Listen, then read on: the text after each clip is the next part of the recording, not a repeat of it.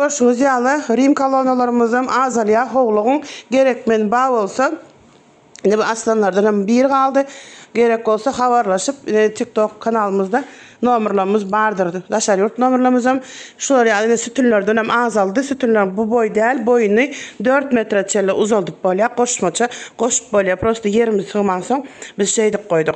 Bunga mine şular yani 30 yaşlı 40 razmerde tegeleklerim var. Öngem aydık geçip ön videolarımızda da ana da 4 günce görünüşlerim vardır. En yukarısı şular yani bol ki bunun boyunu şu neçe diyseniz 4 metre çelle uzunlukta uzaldı böyle yandır. Bu aparatlarımız dene dövyan harazımız ondan sonra dene dövyanımızım azalandır havarlasın yerinde var. Bu görýänleňizem ne tribadnom kamba neme bolky diye başlan ot öýe dene dövýä hemen vakum görnüşinde deneni sorup alıp öwäp berýär. Şolar ýalyk texnikalarymız. Habarlaşyň mehribanlarym gerek adama sağanaglyk aldyk habarlaşyp jaňda alyp bilýäňiz. Bu görýänleňiz mine ýanky görkezen inkwator işet görkezen güneş panellerimiz. Bulardan hem elimizde bardyr bahalar üçin videolarymyzda gatylja görseňiz hemme şu videolarymyzda bahalary goýulyp geçilýändir.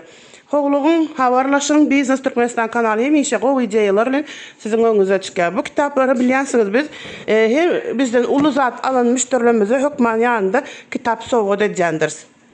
Ne? Şolar ýaly aksiýalarymyz hem dowam edýär. Şolar ýaly bizden köp sowda edýänlere, bilen bizden ulakan ýa-da 3-4 sany zat alan müşterilerimize biz hökman sowgat ýanynda sowgat berýändir.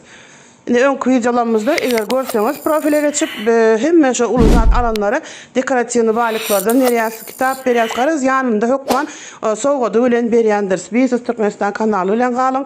Hemmeňize köp minnetdarlygymy bildirýän.